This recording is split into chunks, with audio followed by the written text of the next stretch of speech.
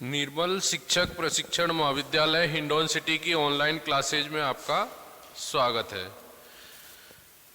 Physically education and yoga subject के अंदर आज हम बात कर रहे हैं फिजिकली फिटनेस, शारीरिक दक्षता।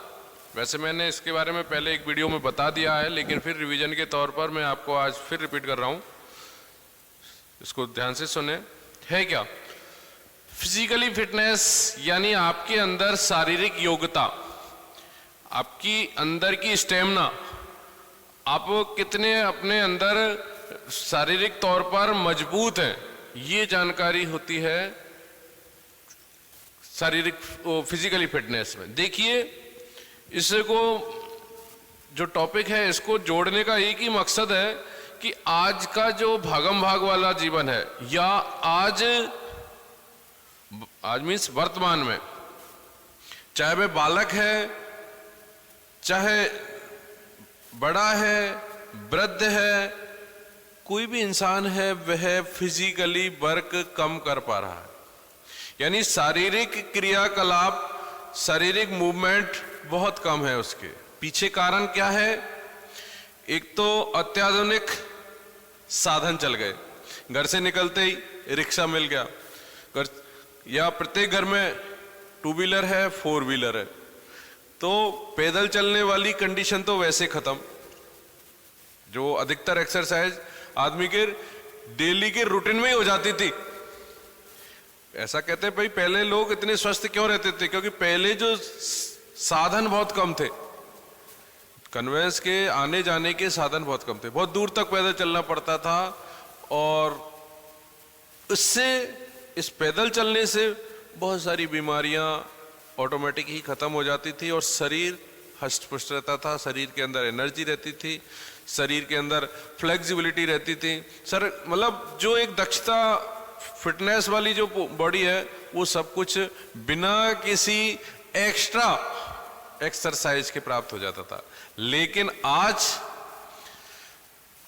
मनुष्य, चाहे वह बालक है, चाहे बड़ा इंसान है, मैच्योर इंसान है, उन सबके साथ में जुड़ गया है एक तो ये मोबाइल, जिससे आउटडोर के जो गेम है वो खत्म हो गए बच्चों के लिए। तो पहले बाहर खेलना होता था, चाहे वो क्रिकेट खेल रहे हैं, चाहे भागम भाग खेल रहे हैं, चोर सिपाही खेल रहे हैं, अन्य ऐसे गेम थे इंटरटेल के मानो, या कैसे भी बच्चों को वही साधन थे। आज इंटरटेल के रूप में बच्चों को मिल रहा है मोबाइल।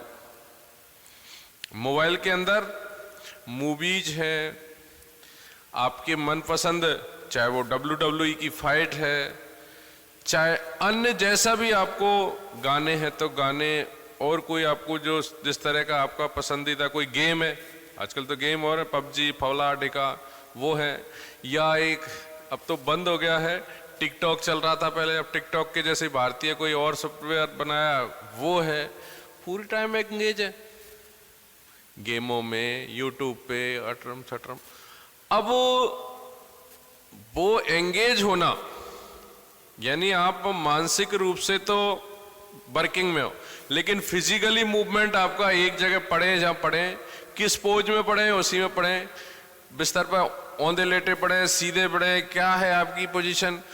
कई लोग, अरे साहब हमारे तो रीढ़ की हड्डी में कई दिन से, अरे यार दर्द तो होगा ही, तुम एक पोजीशन में कितने समय तक पड़े रहते हो? खाना पचता नहीं साहब, भूख ही नहीं लग रही। भूख लगेगी कैसे? सुबह का खाना ही नहीं पचा है आपका। वर्किंग करी कितनी सी है आपने?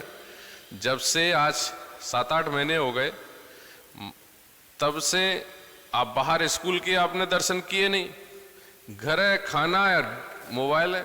ये तो अभी 10 दिन से गुर्जरों को धन्यवाद प्रेषित करो जो नेट बंद कर रखा है, जो घर में आदमी कुछ कर रहा है, कुछ फिजिकल वर्क कर रहा है, नहीं कर रहा, लेकिन नेट से तो दूरी है। कहने का तात्पर्य, ये सारे जो रीजन हैं, ये हमारे आज के टाइम में जिन रीजनों के कारण हम हमारी फिटनेस को कमजोर कर रहे हैं, उसका खामियाजा हमें भुगतना पड़ रहा है, जिसके अंतर्गत कई सारे रोग, कई सारी बीमारियां, आपका पढ़ाई में मन नहीं लगना, अन्य के तात्पर्य है बहुत ज़्यादा स्ट्रेस, मानसिक विचलन, संवेगों पे कंट्रोल नहीं होना, ये सारी चीज़ें एक फिजिकली फिटनेस के अभाव में ऑटोमेटिक आ जाती। कई ऐसे गेम हैं, मैंने नाम उनके, जिसमें एक ऐसे टास्क हैं जिसमें सुसाइड करना भी एक टास्क है, उसको ही पूर्ति करता, कई खत्म हो गए उसके उस टास्क को पूरा करने में। ओवरऑल दक्षता वाली जहां बात आती है तो उसके अंतर्गत आज श्रम कम हो गया है, जिसके कारण हमें यह पाठ बच्चों को पढ़ाना होगा कि इस श्रम का महत्व क्या है। अब बात आती है कि फिटनेस के लिए जरूरी नहीं है कि प्रत्येक बालक की जो स्टेमिना है, जो फिजिकली फिटनेस है, वो समान हो। भाई कई जिस तरह का जिसका जो, चाहे वो गेम है चाहे उसका प्रोफेशन है, उसके अकॉर्डिंग वो उसी तरह का क्रियाकलाप करेगा। भाई कई हैवी वेट एक्सरसाइज कर रहे हैं तो उनकी जो स्टेमिना है वो अलग तरह की है, वो उसको वहां लगा रहे हैं, और कोई साधारण अपना वर्कआउट करके उसको उसी तरह के काम करना है, कुर्सी पे जाके बैठना है, ये है वो है, और अपनी साधारण से अपने आप को मेंटेन कर रहा है। हर आदमी का अपना फिजिकली जो वर्कआउट है वो अलग अलग होता है, इसमें किसी से कंपेयर नहीं करना। साहब उसने 100 दंड बैठक लगाई है तो मैं भी लगाऊं, नहीं नहीं, तुम्हारे लेवल का ही नहीं है, तुम थक जाओगे। उसको 100 दंड बैठक लगाने में बहुत एनर्जी के लिए खाना पीना पड़ेगा, और फिर उतना वो सोएगा भी, भाई जब ज्यादा थक जाएगा, आप सो जाओगे तो आप बहुत सारा काम आपका पेंडिंग हो जाएगा। स्टूडेंट के लिए हैवी वर्कआउट बिल्कुल सूट नहीं करता, क्योंकि हैवी वर्क करोगे आप, भूख ज्यादा लगेगी, थकावट होगी, मतलब हैवी वेट से थकावट होगी और भूख ज्यादा लगेगी। खाना खाओगे, थके हुए हो, गहरी नींद में सोओगे, फिर पढ़ोगे कब, कंसंट्रेट कब करोगे? फिर पूरे टाइम यही है कि बॉडी पर ही ध्यान है। लेकिन वो लोग जो इस प्रोफेशन को ही अपनाए हुए हैं, उनके लिए ये जरूरी है। तो कहने का तात्पर्य है, शारीरिक क्षमता यानी शारीरिक स्टेमिना प्रत्येक बालक की अलग अलग होती है, और इसके साथ में ही एक स्वस्थ शरीर रखने के लिए हमें रेगुलर व्यायाम की, एक्सरसाइज की रिक्वायरमेंट है। इसके अंतर्गत परिभाषाएं दी हैं। एलोपैथिक विचारधारा वाले, पैथी जानते हो आप? पैथी मीन्स एक रोग निदान करने के इलाज कई विधियों से होता है। एक एलोपैथी यानी अंग्रेजी दवाइयों से डॉक्टर जिसको इलाज कहलाते थे, सभी डॉक्टर हैं, लेकिन अंग्रेजी दवाइयां लिखकर ये और इलाज करते हैं, जो एलोपैथी डॉक्टर कहलाते हैं, जो हॉस्पिटलों में अधिकतर रहते हैं। नंबर 2 पे आयुर्वेद, इसके भी वैद्य होते हैं, वो भी डॉक्टर लगाते हैं, और डॉक्टर जैसी ही उनकी स्केल है, वो वैद्य हैं। उनकी एक पैथी है, वो आयुर्वेद मीन्स जो नेचुरल हमारे जड़ी बूटियां हैं उनसे मिश्रित ये दवाएं बनती है। एक है यूनानी पैथी, आपने बहुत कम सुना होगा, लेकिन इसकी पैथी का भी एक अपना अलग वो है, अलग से डायग्नोसिस है पूरी इसकी। और चौथी है हेमोपैथी, जिसकी छोटी छोटी सफेद सफेद गोलियां होती हैं नॉर्मल, फिर उन पे दवा डाल दी जाती है, वो मीठी मीठी सी लेनी होती है। तो ऐसे चारों पैथी होती हैं, लेकिन अभी हम आपको जो 2 पैथी हैं उनमें विचारधारा, एलोपैथी विचारधारा वाले कहते हैं कि स्वस्थ शरीर क्या है। कोई मनुष्य उसी समय तक स्वस्थ कहा जा सकता है जब तक उसके शरीर के अंग अपने कर्तव्यों का ठीक ठाक से पालन करते रहे।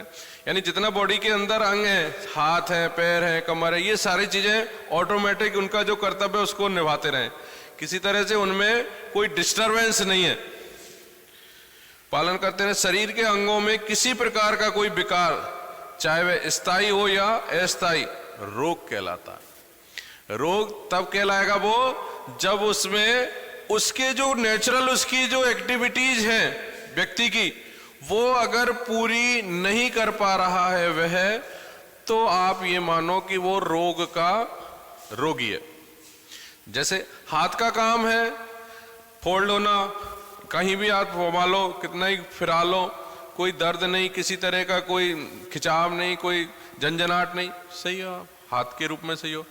खूब लंबे चल रहे हो, कोई थकावट नहीं, किसी तरह का पैरों में बढ़कर नहीं, तो पैर वैसे भी सही है, भड़कन का तो खैर हीमोग्लोबिन से हो सकता है और सीबीसी के अंतर्गत प्लेटलेट कम होने से भी हो सकता है। बहुत सारी बातें हैं जिनके कारण हो सकते हैं हाथ पैर दुखना करना। तो बाकी जो इतने भी शरीर के जो जिसका काम है, आंख का काम देखना है, अगर दिखाई धुंधला दे रहा है तो आप रोगी हैं।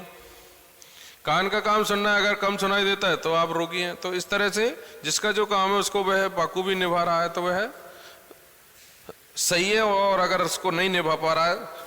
आयुर्वेदिक विचारधारा कहती है कि वात पित्त व कफ समान हो, न कोई कम हो न अधिक हो, और शरीर के रस, रक्त, मांस, मेद, अस्थि, मज्जा, शुक्र उचित परिणाम में शरीर के अंदर हो। यानी आयुर्वेद का फार्मूला एक ही है कि सारे रोग हैं वो वात, पित्त और कफ, हवा, वात, पित्त, पित्त होता है अम्ल बनता है बॉडी के अंदर जो ज्यादा कम बन रहा है, पित्त, और कफ यानी जो आपके अंदर खांसी, लंग संबंधित जो बीमारी है, कफ आ रहा है, उसमें अधिकता आना, ये सारी चीजें रोग का घर कहलाती हैं। इसके साथ में ही इन चीजों की तीनों का ही समान मात्रा हो, न ज्यादा कफ बनता हो, न ज्यादा वात हो, और न ही ज्यादा पित्त बनता हो, तो वो नॉर्मल तो सब कुछ सही है। इसके अलावा सभी तरह का रस, हार्मोन्स क्रिएट करते हो, रक्त प्रॉपर हो, शरीर में मांस अच्छा हो, बॉडी में अस्थि, मज्जा शरीर के सही हो, और साथ में ही मल मूत्र और पसीना ठीक तरह से बाहर निकलते रहे तो समझना चाहिए स्वास्थ्य ठीक है। पसीना आना भी, यानी जो ऐसे अंदर शरीर के अंदर जो ऐसे द्रव्य हैं, पदार्थ हैं जिनका बाहर निकलना जरूरी है, जैसे मूत्र पेशाब का है, पसीने का है, मल का है, ये प्रॉपर सही है तो आदमी स्वस्थ कहलाता। जेम बिलियंस के अनुसार स्वास्थ्य जीवन का वह गुण है जो व्यक्ति को दीर्घायु बनाने का, उत्कृष्ट सेवा करने का योग्य बनाता है, लंबी आयु जीने के लिए तैयार करता है। तो वह स्वास्थ्य जीवन का गुण है जो लंबा आपको जिलाता है। एक वेबस्टर शब्दकोश के अनुसार स्वस्थ शरीर मन या आत्मा में स्वस्थता तथा निरोगता की अवस्था है, अर्थात रोग या दुख का अभाव है। यानी रोग और दुख अगर आपके पास नहीं है तो स्वस्थ जीवन का सबसे बड़ा गुण आपके पास है, शरीर, मन और आत्मा में स्वच्छता। फिर है विश्व स्वास्थ्य संगठन WHO के अनुसार स्वास्थ्य रोग या निर्बलता का मात्र अभाव नहीं है। स्वास्थ्य रोग या निर्बलता का मात्र अभाव नहीं, वरन शारीरिक, मानसिक तथा सामाजिक कल्याण की पूर्ण अवस्था है। यानी आप शारीरिक, मानसिक और सामाजिक रूप से पूरी तरह से फिट हो तो ही आप स्वस्थ कहलाओगे। इन परिभाषाओं से स्पष्ट हो जाता है कि स्वास्थ्य के पर्याप्त मात्रा में चुस्ती, शारीरिक शक्ति, सक्रियता, सहनशीलता इसमें निहित है। साथ ही मानसिक स्वास्थ्य भी निहित है जिसमें दैनिक जीवन की मांगों की पूर्ति हो सकती है। अब इसकी विशेषताएं भी हैं, विशेषताएं और घटक में थोड़ा सा ही अंतर है। पहले विशेषताएं सुन लें, फिर घटक बताएंगे आपको, दक्षता के घटक। नंबर 1, अगर आप फिजिकली फिट हैं तो आप में स्फूर्ति होगी। स्फूर्ति यानी जैसे कहा, काम का ऑर्डर दिया, आप तुरंत एक्शन में। उत्साह, शरीर के अंदर हमेशा उत्साह, ऐसे नहीं बुझे से ठीक है यार करूंगा काम, नहीं नहीं, उत्साह, हाँ बिल्कुल साहब, उत्साह। कुशलता से कार्य करने की योग्यता, पूरा मन लगा के कुशलतापूर्ण कार्य तभी करोगे जब आप स्वस्थ हो। कल्याण की भावना, आपकी सोच पॉजिटिव होगी, कल्याण की तभी सोचोगे जब सोच पॉजिटिव होगी। रोग का अभाव, कोई रोग शरीर में नहीं हो। स्वस्थ मानसिक दृष्टिकोण, आपका जो सोचने की शैली है वो भी स्वच्छ हो, स्वस्थ हो। आत्मविश्वास, सेल्फ कॉन्फिडेंस तब आदमी के अंदर रहता है जब वह पूरी तरह से स्वस्थ है। नहीं, कई बार सोचता है यार मैं कर पाऊंगा, नहीं कर पाऊंगा यार, लेकिन जिनमें स्फूर्ति है, जिनमें उत्साह है, उमंग है, सोच पॉजिटिव है, तो वो तो आत्मविश्वास से लवरेज रहते हैं। तो आत्मविश्वास, आत्मनियंत्रण और चिंता से मुक्ति, कोई टेंशन नहीं, क्योंकि टेंशन भी आदमी की दक्षता को कम कर देती है। किसी तरह से आप मानसिक रूप से चिंतित हैं तो आप प्रॉपर मन से काम नहीं करते, और मन से काम नहीं करते तो वो काम पूरा नहीं हो पाता ढंग से। फिर है साहस और परस्पर सहयोग की भावना से कार्य करने की। साहस मीन्स आपका एक तरह से एक जज्बा है, एक हिम्मत है, जो उत्साह और उमंग से ही प्रदर्शित होता है। तो अगर आपके अंदर उत्साह और उमंग सही है तो आप प्रॉपर काम कर सकते हैं। इसके अलावा अब आता है शारीरिक दक्षता के घटक। गति, ताकत, सहनशक्ति, लचीलापन, समन्वयता। नंबर पहले पे चलते हैं गति। गति नाम है स्पीड का, कम समय में अधिक कार्य करना, स्पीड कहलाती है। कोई काम को कम समय में कर दो, अरे यार बड़ी स्पीड से काम किया है, बड़ी स्पीड से गया रहा है, तो चाहे वो दौड़ है, चाहे कोई काम का और करना है, वो सब स्पीड। यह वह क्षमता है, एक्शन में गई हुई कोई भी अवस्था है जिसमें फुर्ती से कोई आदमी काम को समय पर पूरा करता है, अर्थात किसी कार्य क्रिया को तेजी से प्रारंभ कर उसे कम समय में पूरा कर देना। नंबर 2 शक्ति, स्ट्रेंथ। यह शारीरिक क्षमता खेलों के लिए सबसे महत्वपूर्ण है। स्ट्रेंथ, खेल अगर आप खेलने तो उसके लिए स्ट्रेंथ की आवश्यकता होती है। यह संक्षिप्त समय के लिए मांसपेशियों की ताकत को ही कहते हैं स्ट्रेंथ। शक्ति, मांसपेशियों में आपकी में कितनी दम है, इस अभियोगता है जो विरुद्ध बल एवं उसके विरुद्ध प्रतिरोध है, यानी आप में अंदर कितने मांसपेशियों का संकुचन हो रहा है। शक्ति सीधे मांसपेशी के संकुचन से उत्पन्न होती है और शारीरिक क्रियाएं समस्त मांसपेशियों के संकुचन के कारण ही होती हैं। जैसे एक बार में कोई आप दम लगा के थ्रो कर रहे हैं, पूरी आपकी शक्ति का पता चल जाएगा आप में कितनी दम, कितनी दूर तक आपने थ्रो करी है। फिर है सहन शक्ति। सहन शक्ति से तात्पर्य है दमखम। दमखम यानी आपके अंदर कितनी दम है, कितनी आपके अंदर एनर्जी लेवल है। सहन शक्ति से तात्पर्य है सहन शक्ति से तात्पर्य है कि कई बार क्या होता है कि आप वर्क कर रहे हैं और वर्क करने के साथ में ही आपको थकावट आ जाती है, और थकावट में भी आप लगातार काम करते रहते हैं, वो सहन शक्ति कहलाती है आपके अंदर की।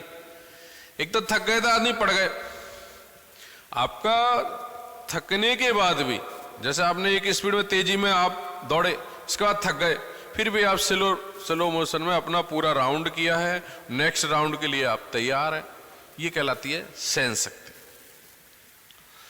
और नंबर 4 पे है लचीलापन, फ्लेक्सिबिलिटी। कितने आपके अंदर फ्लेक्सिबिलिटी है, यानी आप शारीरिक क्रियाकलापों को किस अंदाज में करते हैं। विशेषकर इसमें लचीलेपन के अंतर्गत आता है जोड़ों को फोल्ड करना, किस अंदाज में आप कर पाते हैं। जैसे कमर है, इसको कितना फोल्ड कर पाते हैं, नीचे ऊपर इधर उधर।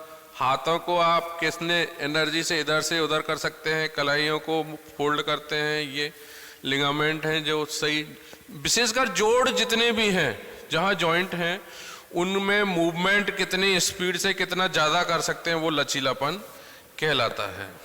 यानी शरीर का अधिक से अधिक मोड़ना और झुकने को हम क्या कहते हैं, लचीलापन। इसके बाद आती है अंतिम स्थिति, वो है समन्वयता। समन्वयता नाम ही जिसका समन्वय है, उसका तात्पर्य है कि आपका कंट्रोल अपने शरीर के ऊपर। जैसे आप खड़े हैं तो आपको अपने मानसिक रूप से यह है कि नहीं मुझे 1 घंटे खड़े रहना है एक जगह, तो खड़े हैं आप। तो जो कंट्रोलर है वो नहीं कह रहे यार बैठ जाएं, करे नहीं नहीं यार खड़े तो खड़े। तो ये समन्वय होना चाहिए दिमाग का और फिजिकली शरीर का। शारीरिक और मानसिक दोनों में समन्वय होगा तभी आप अपने सारे अंगों को सही वर्क करा सकते हैं। तो समन्वय तालमेल से है, प्रभावशाली तरीके से इसे हासिल किया जा सकता है। इसमें समन्वय तंत्रिका तंत्र का मांसपेशियों के साथ समन्वय, यानी आपको जो ऑर्डर मिल रहा है उसके अंतर्गत आप अपने आप को मैनेज कर पा रहे हैं या नहीं। तो शारीरिक दक्षता से हमें क्या मिला कि हम अपने लाइफ के अंदर, जीवन के अंदर अपने आप को अगर फिट रखना चाह रहे हैं, स्वस्थ रखना चाह रहे हैं, तो इसके लिए हमें वर्कआउट करना बहुत जरूरी है। सबसे पहले तो वर्कआउट है, दूसरे नंबर पे आएगा आहार। तो क्योंकि आहार का भी अपना एक रोल है, लेकिन आहार सेकंड प्रायोरिटी पे है। पहली प्रायोरिटी पे आपको फिजिकली वर्किंग में आना, क्योंकि फिटनेस के लिए एक तो रेगुलरिटी आवश्यक है। ऐसा नहीं एक दिन आपने एक्सरसाइज कर ली, एक दिन आपने कोई जिम ज्वाइन कर ली, 2 दिन कर ली और फिर आप बैठ गए, तो उससे नहीं है। आपके जो अंग है, मैं कई सारी जो चीजें पढ़कर खुद जब महसूस करता हूं तो मेरे अंदर भी बहुत सारी चीजें बदलाव में आ जाती हैं। बदलाव से तात्पर्य, जैसे अब मैं हूं, मैं काफी समय से अपने आप को अनफिट महसूस कर रहा हूं। अनफिट का मतलब है कि जैसे अपने आप को चुस्त दुरुस्त रखना। अब वो चुस्त दुरुस्त कौन सा आदमी रहेगा मुझे बताओ। मैंने अभी आपको बताया चुस्त दुरुस्त वो रहेगा जो रेगुलर व्यायाम कर रहा है। मैं नहीं कर रहा रेगुलर व्यायाम काफी समय से, पिछले 2-3 महीने से। अब हालत ऐसी है जैसे कुर्सी पर एक बार बैठ गए, अरे यार तू लाइयो यार सामान है, मुझे उठने में बड़ा टाइम लगेगा। इसके पीछे कारण क्या है बताओ? सोच तो है जो है, लेकिन जो बॉडी के अंग है, मैंने लास्ट बताया समन्वयता, दिमाग का कंट्रोल इन पर नहीं है। मतलब ये इसका साथ नहीं दे रहे। ये तो कहता है अरे यार खुद कर यार, जिससे थोड़ा बहुत चलता फिरता रहेगा। इनको लग गई आराम। ये कमर जो फोल्ड होनी थी, जो लचीलापन था, वो खत्म हो गया। किसने ले लिया? क्योंकि पेट बढ़ गया, नीचे झुकने में परेशानी, घुटनों में परेशानी। क्योंकि ये सारी चीजों में मूवमेंट अगर होता रहेगा तो ऑटोमेटिक पेट भी नहीं बढ़ेगा और सारे अंग अपने वर्किंग में रेगुलर रह पाएंगे। तो शारीरिक दक्षता की जो विशेषताएं हैं उसके अंतर्गत, क्योंकि सोच पॉजिटिव रखना होता है पहले तो, क्योंकि सोच अगर नेगेटिव रखेंगे तो आधे से अधिक एनर्जी तो हम दूसरे की बुराई में ही लगा देंगे। सामने वाला बुरा है, सामने वाले में कमियां ढूंढना हमारा एक फैशन बन गया है। और उस फैशन को माने या अपने आप को ये माने, बहुत से तो एनर्जी दूसरे की बुराई करके ही लेने की सोचते हैं, खुश हो जाते हैं यार उसकी बुराई कर दी, जबकि उसको से आपको 1% एनर्जी नहीं मिली, बल्कि उसकी बुराई करने के बाद आपने अपना बहुत सारा तो कीमती समय, उसकी पहले तो बुराई ढूंढी है, फिर दूसरे से शेयर की है। इससे अच्छा इतने काम में तो आप अपने आप को रनिंग में लाते, अपना फिटनेस पे ध्यान देते, तो आपको कोई किसी तरह का रोग ही नहीं आता। अब बुराई करने के बाद भी मान लो फिर भी वो प्रोग्रेस कर रहा है और आपको चिंता बढ़ गई, क्योंकि अब आप उसकी हर एक्टिविटीज पे ध्यान दे रहे हैं। उसने प्रोग्रेस कर ली, वो उसके लिए बेनिफिशियल है, हमें क्या नुकसान है उससे। लेकिन बहुत सौ का खाना ही हजम नहीं हो जब तक दूसरे के नेगेटिव पॉइंटों को ढूंढे नहीं। प्रत्येक दिन नेगेटिव पॉइंट चाहिए ढूंढना। तो इस सोच को हटाएं। लिख रहा है इसमें साहब कि शारीरिक रूप से दक्षता की विशेषताओं में आपका जो एक तो है स्फूर्ति, एक है उत्साह और कल्याण की भावना। कल्याण की भावना से तात्पर्य है देश का कल्याण हो। अब देश के कल्याण में सभी की भलाई हो गई, कोई ये नहीं कि साहब मेरा कल्याण हो, सबके कल्याण में ही अपना कल्याण है, यानी दूसरे का डेवलपमेंट हो। कल्याण मीन्स डेवलपमेंट। तो बढ़ते हुए देखना, दूसरे को ठीक है, खुश होना, ठीक है यार उसने बनाया है, अच्छी बात है, अप्रिशिएट करो। अब आप मान लो ईर्ष्या रखोगे, जलन रखोगे, क्या कर लोगे आप?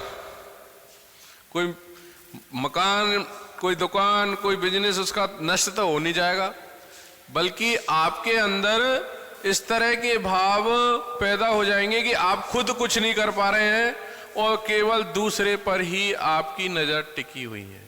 आपका मनोबल धीरे धीरे बल्कि कम होता ही चला जाएगा। ये बात प्रैक्टिकल है। तो शारीरिक दक्षता अपने आप में ही एक इस तरह का मनुष्य के लिए आवश्यक बात है जिससे वह अपने आप को मेंटेन रखता है, जिससे वह अपने आप को रनिंग में रखता है, जिससे उसकी अपनी, क्योंकि शारीरिक रूप से ही जैसा कहते हैं स्वस्थ शरीर में ही स्वस्थ मस्तिष्क का निर्माण होता है। और जब हमें ये जो घटक हैं 1 2 3 4 5 दक्षता के, ये जब तक हमें पूर्ण नहीं होंगे तब तक हम मानसिक रूप से भी स्वस्थ नहीं होंगे। क्योंकि मानसिक रूप से स्वस्थ भी आदमी तभी रह पाएगा क्योंकि इनके बिगड़ जाने से आदमी कैसा हो जाएगा? रोगग्रस्त। कोई भी चीज बिगड़ी, गति नहीं है, ताकत नहीं है, सहन शक्ति नहीं है, लचीलापन नहीं है, समन्वयता नहीं है, तो आप रोग के चपेट में आ जाओगे। और रोगी मनुष्य की मानसिक स्थिति सही नहीं हो सकती, क्योंकि मानसिक स्थिति मतलब है कंसंट्रेशन है ही नहीं क्योंकि आधे से अधिक समय तो आपका उस बीमारी को पर फोकस पर लग रहा है, जिसकी कमी है आपके अंदर। लचीलेपन की कमी है तो जोड़ों में कहीं प्रॉब्लम है, अदर कोई ऐसी प्रॉब्लम है कि आपकी सहन शक्ति वाली जो है कि आप एक बार थक गए तो दोबारा उठ ही नहीं सक रहे, नहीं, सहन शक्ति है हमें, हम लंबे समय तक थके हुए भी वर्क कर सकते हैं। तो कहने का तात्पर्य ये सारी बातें शारीरिक दक्षता, फिजिकली फिटनेस के अंतर्गत आ रही हैं।